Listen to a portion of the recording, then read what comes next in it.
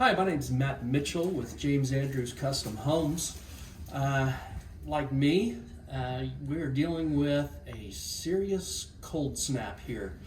A lot of people are going to be suffering with frozen pipes in and around their house, and there's a couple things we need to do, we need to be prepared to do.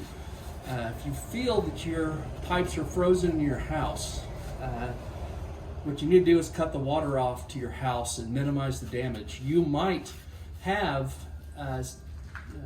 some frozen pipes and don't know it, and that beast won't rear its ugly head until things start to thaw out in a few days. So you need to find a box on the outside of your house. Some of you have a shut-off valve on the inside of your house. If it's a newer house, that'd be great. That's going to save you a ton of agony. It has a lever on there that you do a quarter turn on, and it'll shut all the water off to the house. If you don't have it in there, you might have one that's a square box like this that the builder may have put in. And if you look down in the bottom of this box, I don't know if you'll be able to see it or not, there's a little lever there.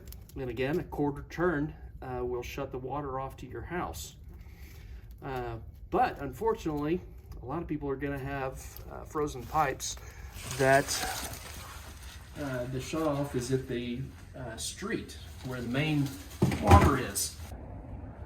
What often happens, and it's certainly true of my house, is we have no reason to ever open these meter boxes. And you'll need a special key if you got to come to one of these, and you can buy them at a hardware store, plumbing supply store, things like that. There's no reason we ever open them. And sometimes when we open them, we might find a situation like this. It's full of water or full of other stuff. I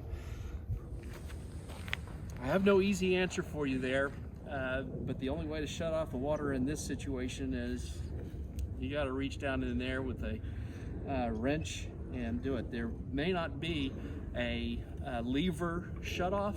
It might require a crescent wrench or something like that to get at it.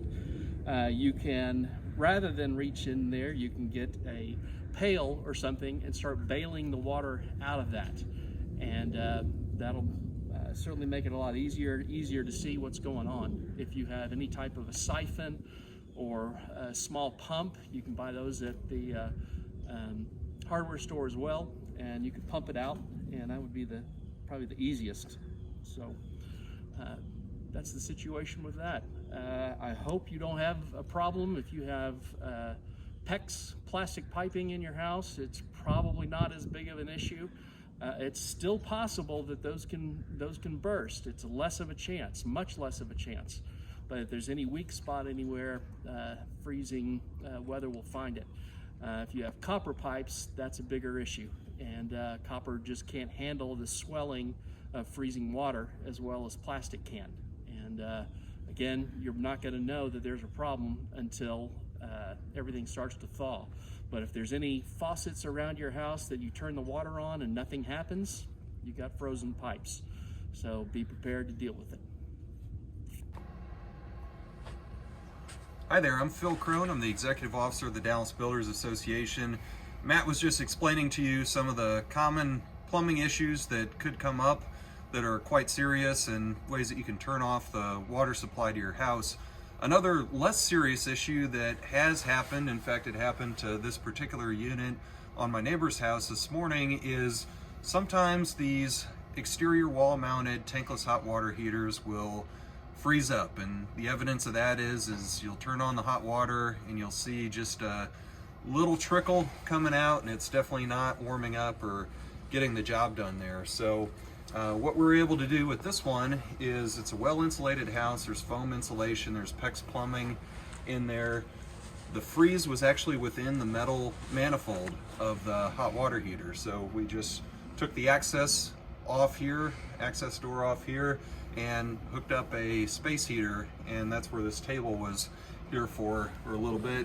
In about a half hour of a space heater just up in close proximity to this tankless hot water heater was enough to warm that metal, which in turn warmed that frozen water that was inside that manifold. And after a few minutes, they were off and running. Water was working just fine. And as you can perhaps hear now, they've got hot water and they're in a good place. I'll tell you though, we've got a real challenge on our hands though when it comes to the busted pipes and plumbing issues that are going to result from this storm. Again, follow Matt's advice on how to mitigate that to just the broken pipes themselves and not the flooding that's going to occur as a result if you don't turn off that supply when things thaw out. A big issue that we've had for many years in this region is the fact that we have a shortage of construction labor and plumbers in particular. We're working as an association to try to make it a more efficient and effective process to train and license new plumbers, but that's going to be solutions for freeze events in years to come. The way it is right now, unfortunately, I'd expect several weeks delay as the plumbers in the area try to get to these issues as quick as possible. So be sure to do what you can to mitigate the damage. Let us know if you need a recommendation. There are many plumbers that are members of the Dallas Builders Association. There are many builders who have expertise in this, have built homes all over the area that are happy to help out. Just ask us a question, send us an email at info@dallasbuilders.com, and we'd love to help out as best we can. We hope that you're staying safe, trying to stay warm, and we wish your families the absolute best through this. Thank you.